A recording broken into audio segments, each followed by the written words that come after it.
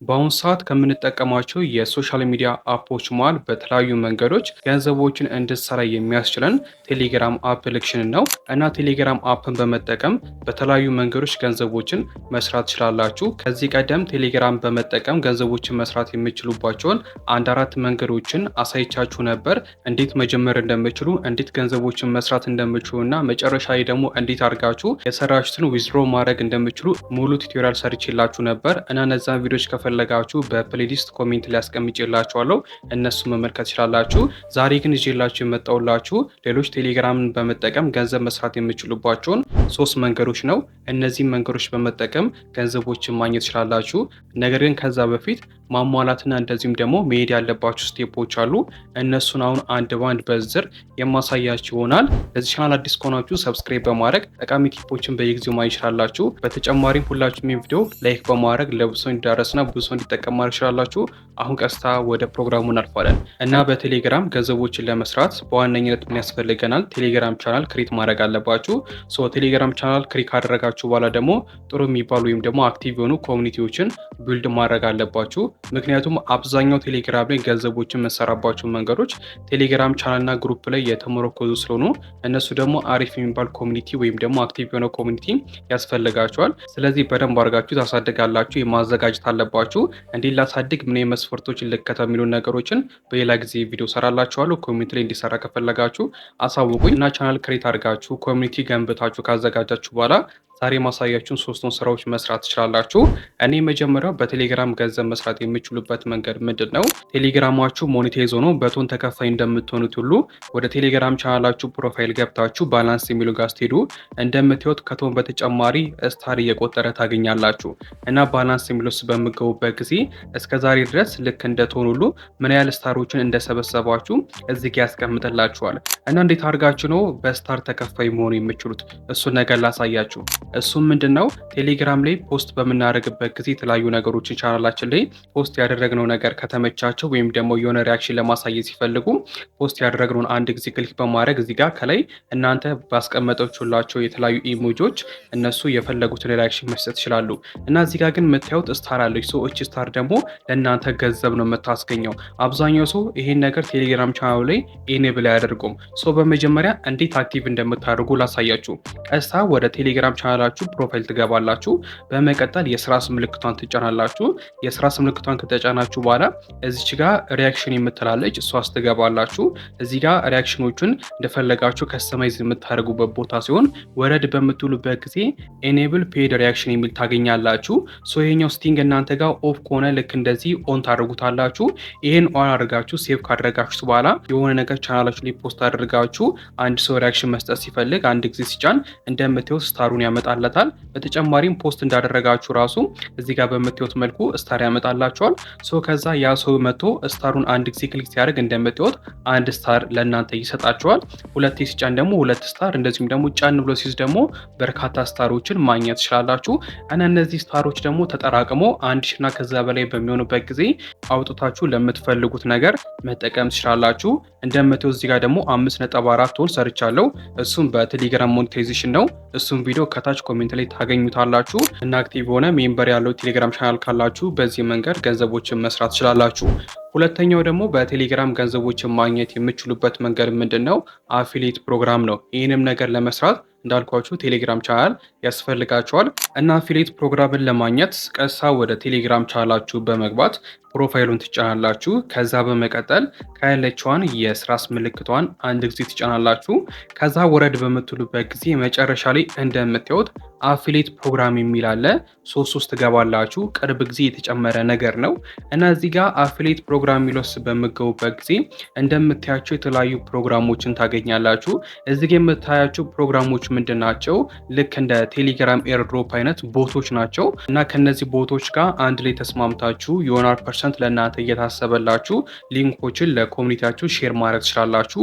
እዚህ ጋር ማወቅ ያለባችሁ ወሳኝ ነገሮች ስላሉ በደንብ ተከታተሉኝ እና እዚህ ጋር አፊሊየት ፕሮግራም የሚለው ከገባችሁ በኋላ እያንዳንዱ ፕሮግራም ስር ምን ያህል ጊዜ እንደሚቆይ አስቀምጦላችኋል። ለምሳሌ የመጀመሪያው ላይፍ ታይም ነው፣ ማለትም እስከ መጨረሻው ድረስ ከዚህ ጋር መስራት ትችላላችሁ። ሁለተኛው ደግሞ እንደምትሆን ለ3 ወር የሚቆይ ነው። ይሄኛው ለ3 ዓመት፣ እዚህ ጋር ለ3 ወር፣ ይሄኛው ደግሞ ለ1 ዓመት አለ። ከነሱ ውስጥ እናንተ አብራችሁ መስራት የምትፈልጉትን አንዱን ትመርጣላችሁ። ለምሳሌ እዚህ ጋር 1 ወር አለ፣ እሱን አንድ ጊዜ ክሊክ አደርጋለሁ። በመቀጠል እዚህ ጋር በምትወት መልኩ ከሚገኘው ላይ 80% ለእናንተ የሚሰጣችሁናል ሪቪኑን ማለት ነው። የቀረውን ደግሞ ፐርሰንት 20% ደግሞ ለራሱ የሚወስድ ይሆናል እና እንዴት ሲሆነው ለእናንተ 80%ን የሚሰጣችሁ ማለትም ምን አይነት ነገሮችን ሲያገኝ ነው የሚለውን ነገር ግልጽ ላድርግላችሁ እና እዚህ ጋር ጆይን ፕሮግራም ምትላለች፣ እሱን ተጭናችሁ ፕሮግራሙን ጆይን ማድረግ ትችላላችሁ። ከዛ በመቀጠል ምን ይሰጣችኋል? ሊንክ ይሰጣችኋል። ያንን ሊንክ ምን ታደርጋላችሁ? ይህን ኮፒ አድርጋችሁ ቴሌግራም ቻናላችሁ ላይ ምን ታደርጋላችሁ? ሼር ታደርጋላችሁ። እዚህ ጋር መታችሁ ሼር በምታደርጉበት ጊዜ አፊሊየት ፕሮግራሙን ተቀላቀላችሁ ማለት ነው። አሁን ከዚህ በኋላ ምንድነው የሚጠበቀው? በዚህ ሊንክ ሰዎች መግባት ነው እና ሰዎች ከገቡ በኋላ ምን አይነት ነገር ሲያደርጉ ነው እናንተ ገንዘቦችን የምታገኙት ወይም ደግሞ 80% ለእናንተ 20% ለራሱ የሚወስዱ? ይህን ነገር ማወቅ አለባችሁ። ምክንያቱም የእናንተ ኮሚኒቲ የሚጎዳ ነገር ሊሆን ይችላል።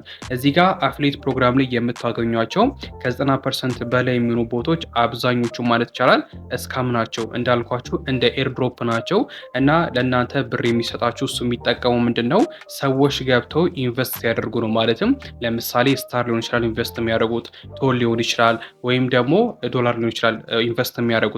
በዚህን ጊዜ እነሱ ኢንቨስት ሲያደርጉ በእናንተ ሊንክ ገብተው ሰዎች ኢንቨስት በሚያደርጉበት ጊዜ እዛ ቦት ላይ ከሚገኘው ላይ 80% ለእናንተ 20% ደግሞ ለራሱ የሚወስዱናል እና በዚህን ጊዜ ሼር ያደረጋችሁት ቦት ደግሞ እስካም ነገር ከሆነ የእናንተን ኮሚኒቲ ስለሚጎዳ ታማኝነታችሁን ይቀንሳል።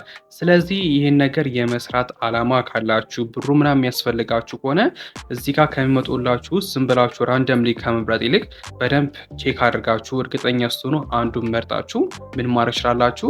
አፊሊየት ፕሮግራሙን ተቀላቀላችሁ አብራችሁ መስራት ትችላላችሁ። ትንሽ ያለፋችኋል ይህ ነገር፣ ምክንያቱም ሰዎች ገብተው የተለያዩ ነገሮችን ታስኮችን እስኪሰሩ ድረስ ያዘጋጇል። ሰዎችን የምታገኙት ከሆነ አሪፍ ነገር መስራት ትችላላችሁ። ግን ቅድም ያልኳችሁን ነገር መርሳት የለባችሁም። ትክክለኛና የተረጋገጠ ነገር ብቻ ስታገኙ ተቀላቅላችሁ ስሩ እና በአፊሊየት ፕሮግራምም ቴሌግራም ላይ ገንዘቦችን መስራት ትችላላችሁ። ሶስተኛው በቴሌግራም ገንዘብ መስራት የምችሉበት መንገድ ደግሞ ምንድን ነው? አስተውላችሁ ከሆነ ትላልቅ የሚባሉ ቻናል ያላቸው ሰዎች ለምሳሌ የተለያዩ ፕሪሚየም የሆኑ አፕሊኬሽኖችን የሚለቁ ወይም ደግሞ ከትሬዲንግ ጋር የተገናኙ የተለያዩ የትሬዲንግ ሲግናሎችን የሚለቁ የተለያዩ ጊቫዌዎችን የሚያዘጋጁ ከዚህም በተጨማሪ ዊን እንድታደርጉ የሚረዳችሁን የቤቲንግ ቀመሮችን ፖስት የሚያደርጉ ቻናሎችን ሊያስተውላችሁ ከሆነ እዚህ ጋር በምትዩት መልኩ ያንን ነገር ለመመልከት ክፍያ መፈጸም አለባችሁ። ማለትም እዛ ጋር የሚያስቀምጡላችሁን የስታር መጠን ስከፍሉ ነው ያንን ነገር ማየት የምችሉ። ለምሳሌ ስክሪንሻት ከሆነ የቤቲንግ ቀመር ስክሪንሻት ከሆነ ያንን ለመመልከት በመጀመሪያ ይሆናል ስታር ክፈሉ ይላችኋል። ልክ እንደዚህ በማድረግ እናንተም ገንዘቦችን መስራት ትችላላችሁ። ይህን ለማድረግ ግን በመጀመሪያ ምን ያስፈልጋችኋል? እኔን ለመስራት በመጀመሪያ ምን ታደርጋላችሁ? ያው ኮሚኒቲ ትገነባላችሁ። ከገነባችሁ በኋላ ለምሳሌ እናንተ የተለያዩ ፕሪሚየም የሆኑ ክራክ የተደረጉ አፖችን የምንለቁ ከሆነ ወይም ፋይሎችን የምንለቁ ከሆነ እነዛ ፋይሎችን ምን ታደርጋላችሁ?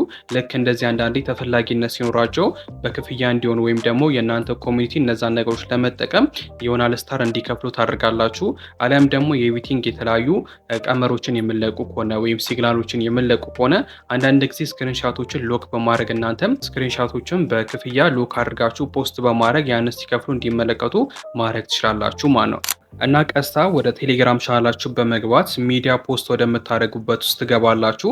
በመቀጠል ፖስት የምታደርጉትን ስክሪንሻት ሊሆን ይችላል ወይም ደግሞ ፕሪሚየም የሆኑ ፋይሎች ብቻ እናንተ ፖስት የምታደርጉትን በክፍያ እሱን ትመርጣላችሁ።